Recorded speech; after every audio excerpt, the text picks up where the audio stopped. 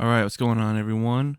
I've been gone for a little bit again. I was working on the setup, and I did try to film a few videos, but it was out of sync, and I was annoyed, and I deleted them. So now we're just doing this Ironheart review of season one.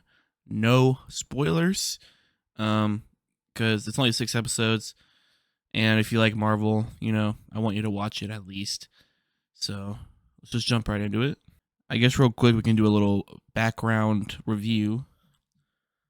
Got like a movie ticket sign, some of my movies, Turtwig, some other stuff. So, keep your eyes out. I might be changing it a bit, changing it sometimes.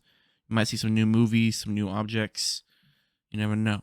All right, so Ironheart season one review. Let's get to it. So you have Dominique Thorne, who's playing Riri Williams. She was in Wakanda Forever. That was the last time we saw her, and this takes place after that. And she can't really talk about. I don't think she could really talk about it because she's living with her mom, and she doesn't really say anything about it to her. But I feel like she has to know, considering she was gone for a while. Maybe her mom doesn't know. We'll see. And now she's back. She's going to MIT. She's still working on her suit. She left, all the stuff in Wakanda. She didn't get to take the suit with her, so she had to start over. She's using her MIT grant money to build a new suit. And then something happens, and she gets kicked out of MIT, and she takes the suit with her. So that takes us on a journey through the season, and that's where she meets Anthony Ramos' character, Parker, aka the Hood. He's got a magical hood. Well, let's say it's magic. And he offers Riri, an offer she can't refuse. The ability to actually make the suit of her dreams by helping him with a few jobs, so she can earn some money, so that she can finally build the suit that she's always wanted to make, so that she can protect her family and herself and her city. Alden Ehrenreich is in this show.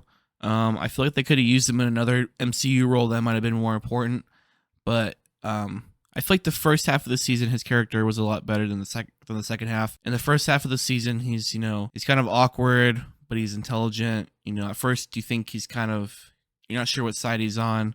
Riri's going over there asking for help and whatnot. They're working together on stuff, and you're not sure his angles. And then the second half, it just goes completely crazy with his storyline. So I think he was fine, but I feel like you could have used him for something bigger, something better.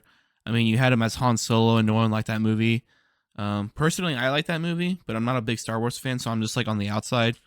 So to me, it was just like, oh yeah, Alden Ehrenreich Han Solo movie, whatever. And you have Eric Andre. Eric Andre's in this show, which was just random, but he's great. So that's funny.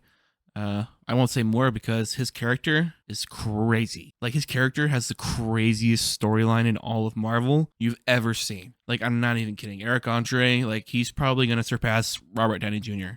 Like, I don't think anyone saw this coming. So look out for Rampage, Eric Andre. And you have Manny Montana as cousin.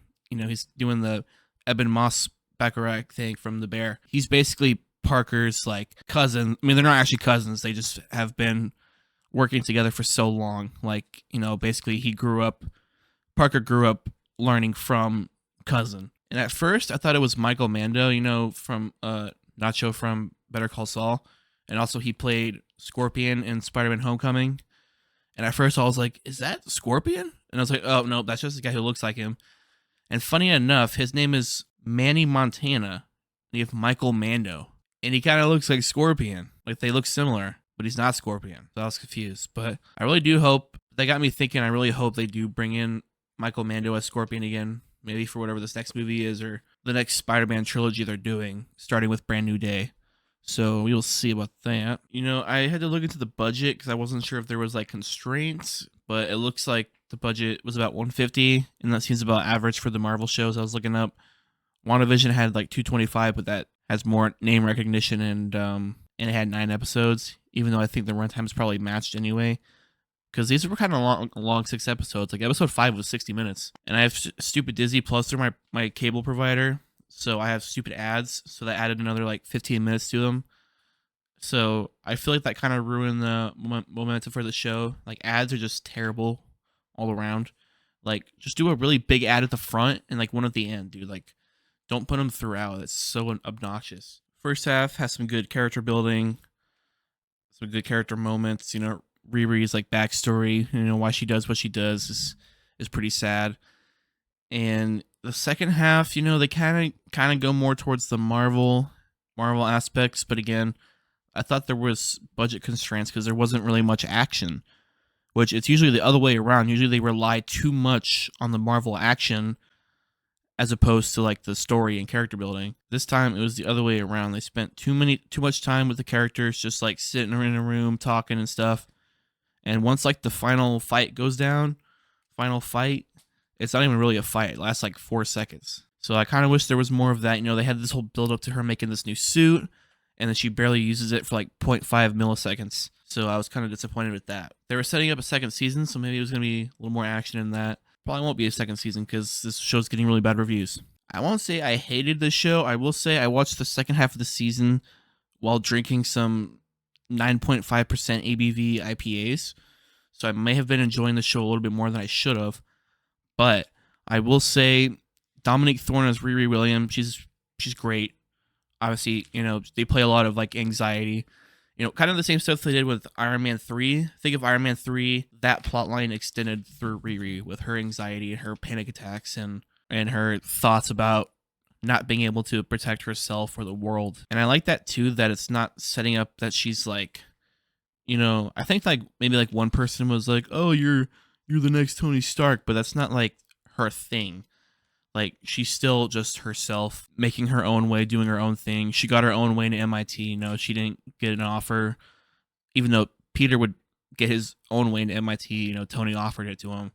Riri is in it by herself. She built her own suit, not in a cave with scraps, of course. Tony Stark was able to build this in a cave with a box of scraps.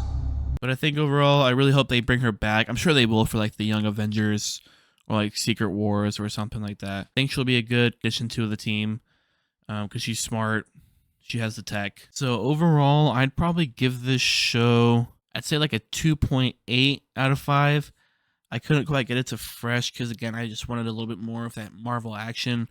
I know that's like a complaint usually for a lot of people, but I think in this show it was the opposite.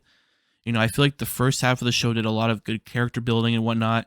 Episode 4 even. So I feel like the last 2 episodes you earned some of that Marvel action, and we didn't really get any. So it was kind of just like a letdown towards the end. So comment down below. Let me know. Did you watch Ironheart on Disney Plus season 1? There will not be season 2. We all know that. And let me know. Did you like it? Did you not like it? Do you like Dominique Thorne as Riri Williams? And yeah, hit the like button, subscribe. Peace.